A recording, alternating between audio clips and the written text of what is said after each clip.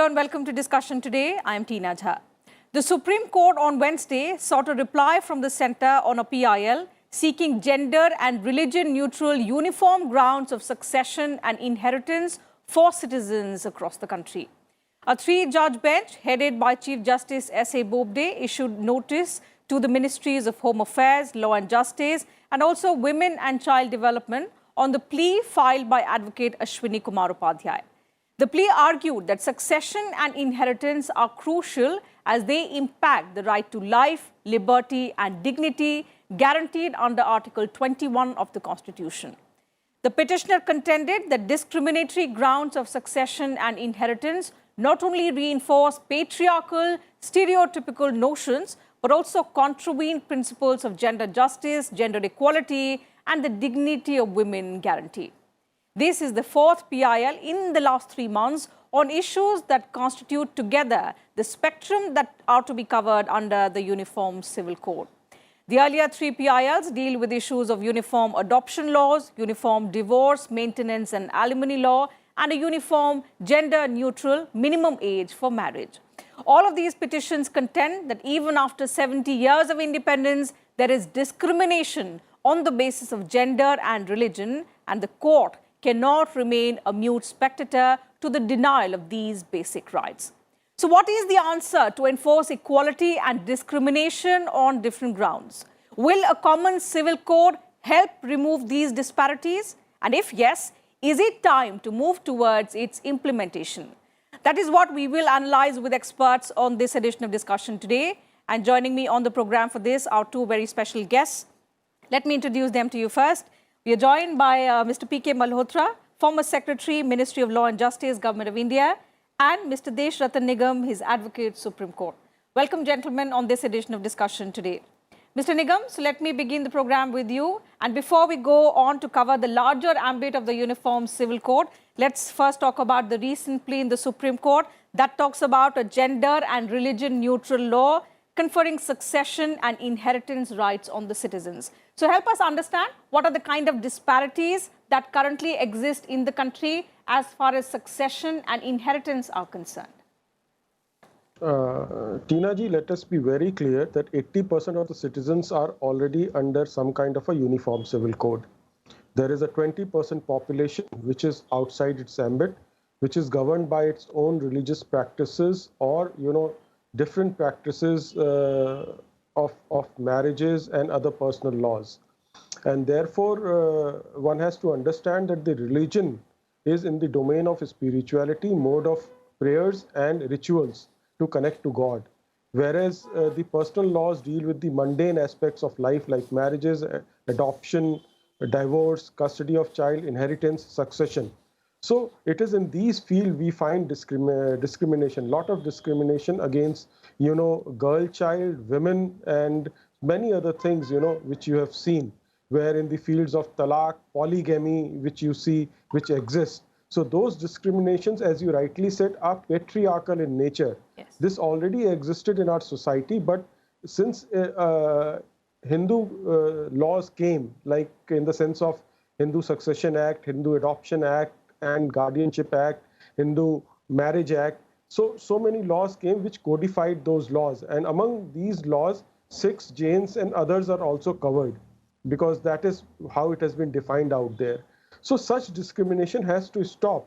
So this is about gender justice. This is about gender equality. This is about, preventing violation of human rights and also, preserving and preserving human dignity. Absolutely. So nobody can say, nobody should do politics about it. Instead, people should come forward on their own and say, we must be brought under one uniform civil code. And to say that there cannot be because it is against democracy, I do not agree, because all those discriminations are actually against democracy. They prevent equality as guaranteed in a constitution. So I am for one, advocate that there should be a uniform civil code to remove all kinds of discrimination, gender injustice, whether it is child or women laws or even for men also for that matter. And therefore, it is time, and time was always there. If you look at the Constituent Assembly debates, there was a need and discussion for a uniform civil code for entire India. so that we have a strong, united, integrated India.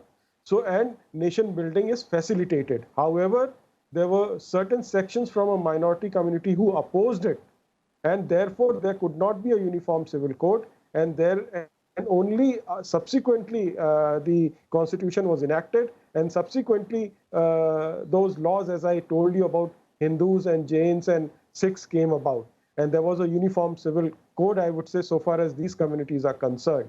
And the time has always been ripe.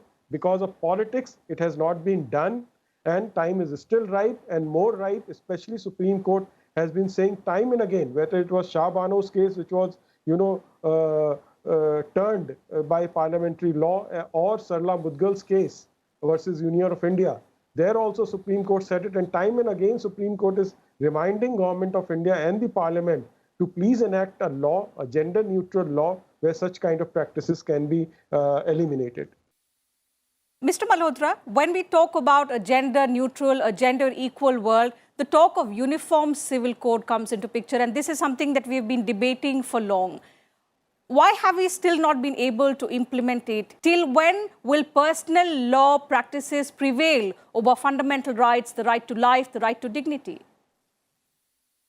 Tina, let me make it clear that the issue which we are discussing today is not being discussed for the first time. It has been discussed on a number of occasions in the past also. Yes. There have been Supreme Court intervention in the past also. Number of PILs have been filed in the past. But the Supreme Court has declined to pass any specific order in all these PILs on the ground that this particular subject falls within the legislative domain. Mr. Desharatan mentioned about the debates in the Constituent Assembly, and I'm entirely in agreement with him when he says, because Dr. Ambedkar himself has said, well, there is a need for a uniform civil code for this country, but the time is not yet right. Therefore, putting it in the fundamental right kind of thing, it was put as a directive principle of state policy. That is a direction to the state that as and when the time arises, the government should come out with a legislation. I again agree with Mr. Desharatan that when the Hindu laws were codified in 1955-56 on the basis of recommendation given by the B.N. Rao committee, and of course, after the constitution was adopted, Dr. Ambedkar also talked about it. When you codified the Hindu law, under which the Sikhs, Buddhists, and the Jain are also covered, majority of the population is covered in that. And there have been improvement in the law relating to succession, inheritance, marriage, child rights. All these rights are covered under the laws passed for the Hindus, and which covered Sikh, Buddhist, and Jain. It is only the Christians, Muslims, Parsis, and Jews who are not covered under this particular category.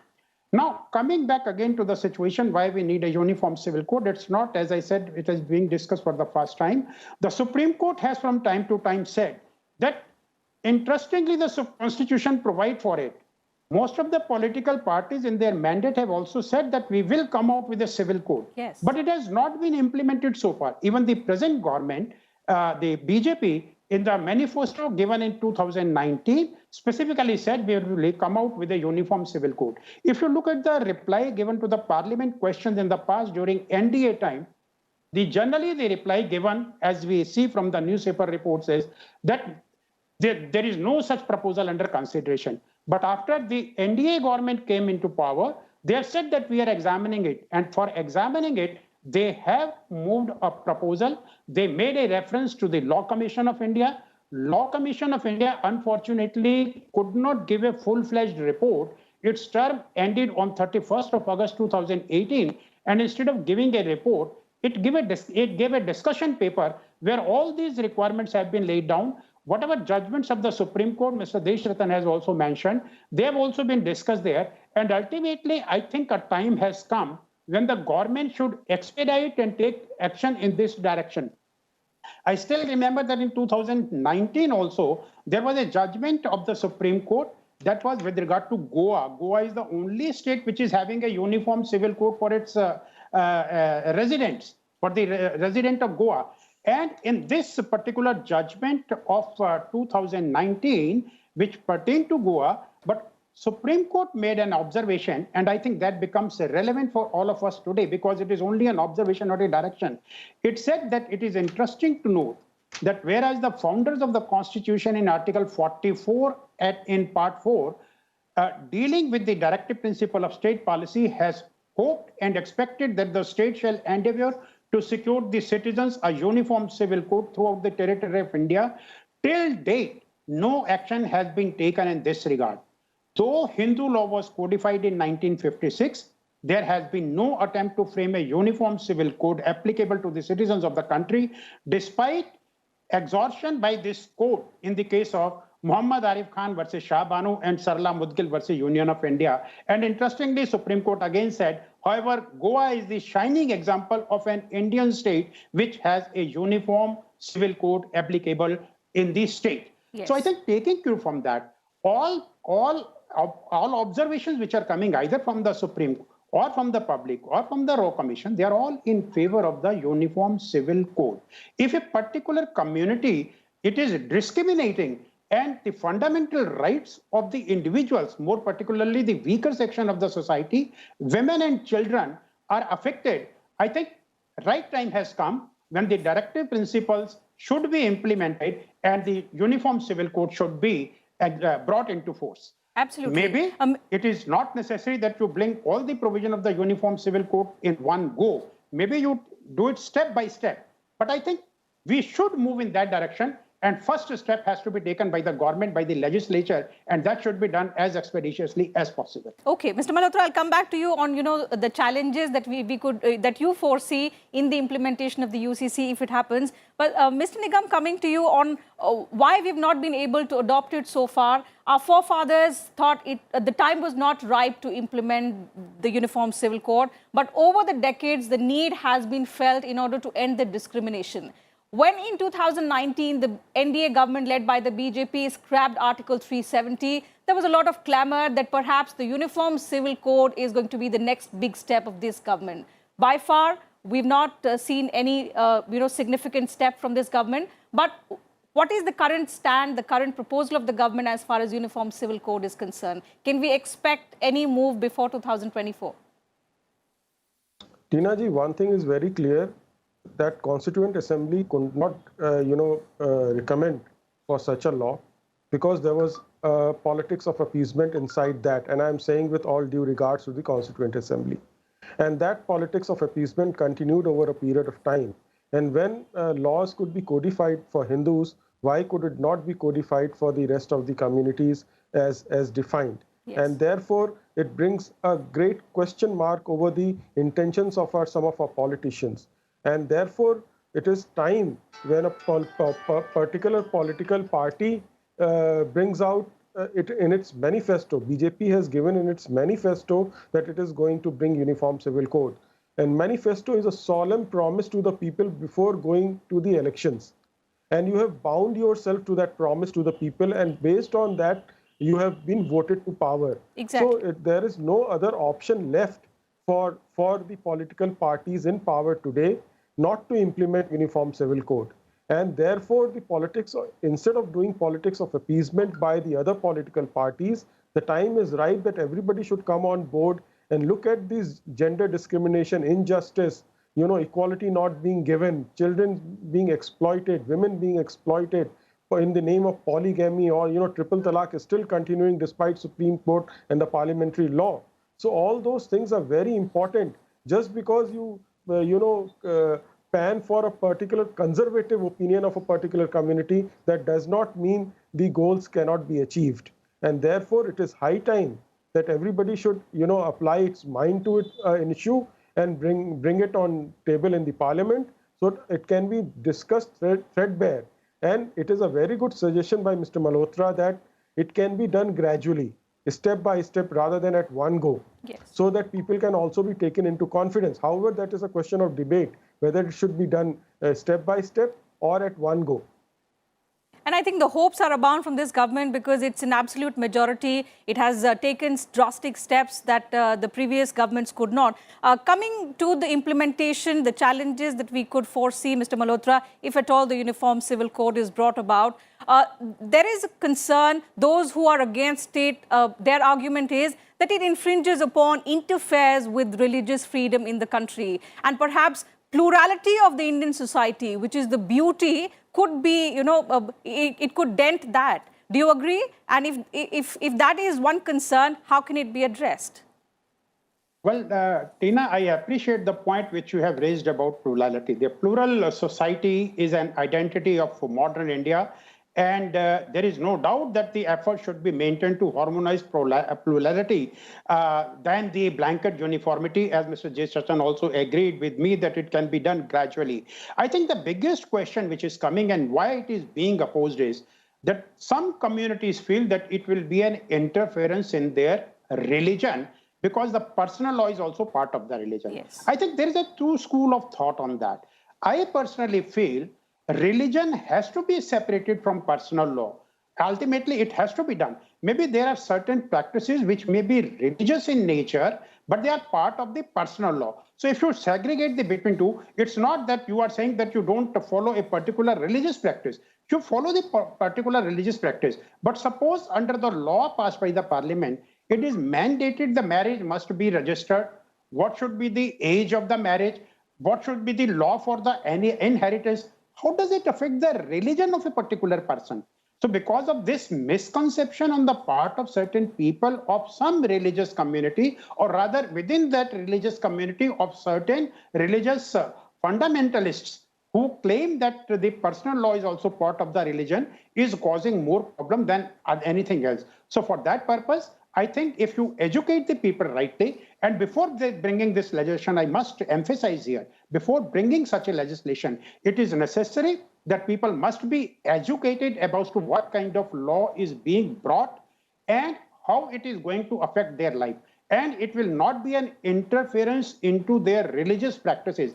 Unless you give this kind of advocacy and information to the people beforehand, then probably there may be a certain section of the society who may again oppose this particular legislation also. To see that such a law is not opposed, it is essential that this kind of advocacy must be done before the law is introduced in the parliament. Certainly. And also when you say that, perhaps when the Uniform Civil Code comes in, it should not be implemented in totality and should be done gradually. What are the issues that you think can be implemented easily as opposed to others that could face major resistance?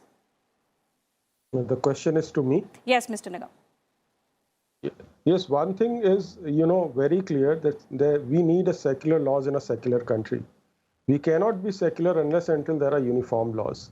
And therefore, the basic principle is that secularism, as mentioned in the preamble of the Constitution, must be given effect in its true spirit and form. And second, issue is our Constitution does not define what religion is. So there is a lot of confusion in the absence of a definition of religion, that this is a part of religion and this is not a part of religion. And therefore, there has to be a uniform and universally accepted definition of religion so that you can segregate personal laws and religion, so that people can also understand this is a part of religion and this is not a part of religion. And once this first education begins, I think most of the challenges can be taken care of. See, one of the issues and important issues which can be initially dealt with is polygamy. I think nobody will try to deny, even today's youth, which actually wants to recognize and achieve its true potential, does not believe in polygamy, whether it is Muslims or whether it is otherwise anywhere else. And therefore, that is one issue which has to be dealt with and uniformly has to be curbed. Second comes with respect to maintenance of the spouses. I'm saying spouses, not women or men. So that also, that discrimination has to be done with, as Shah Bano's case tried to, do it, but it was turned by the parliament. Mm-hmm. So that maintenance issue has also to be dealt with. Second is, equal rights to the son and daughters. These are easy areas, where you can bring in. Nobody wants to, discriminate today between sons and daughters. And what about mother's property? That also has to be dealt with. About gifts, if I want to gift somebody, there should be no limit to it. Because unless until once you limit my ability to gift somebody, then there is no gift. Actually, you have curtailed my right to gifts. There are, in personal laws, there are certain, things where the gifts is also limited. So these are easy areas which can be dealt with, and then you can come to those difficult areas. And I'm sure the time is ripe. Even you talk to the youth on the streets, they are not interested in all these discriminatory laws. Their concepts are very clear, and they want to be, able to realize their own potential in the fields of their talent and the skills that they have. And they want a free atmosphere. And all these gender discrimination, gender inequality, human rights violation, the violation of human dignity, chains the youth. They are unable to realize their own potential and unable to, contribute to the fuller extent to nation building. But Mr. Nigam, in the society that we are living in, religion and faith are very, very sensitive issues. So in that aspect, what is the best way forward so as to preserve the diversity, the plurality of the personal laws, and also to ensure that they do not contradict with the fundamental rights? Tina ji, as I already told you, that we need to define what religion is. Communities define it in their own manner, and even our constitution does not define what religion is. Once that definition comes, and that definition must touch upon the spiritual aspect of the religion. The other aspects are mundane, day-to-day life affairs of a person. Once that education starts, then all the challenges, as I said, would be overcome. And especially when the youth today wants to realize its own potential and to move forward, they are willing to support the efforts of the government.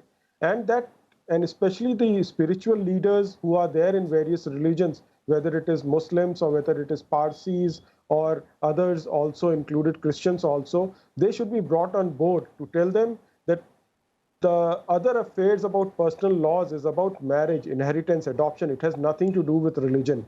It does with the behavior of a human being in day-to-day affairs of the life, not about spirituality and connecting to God.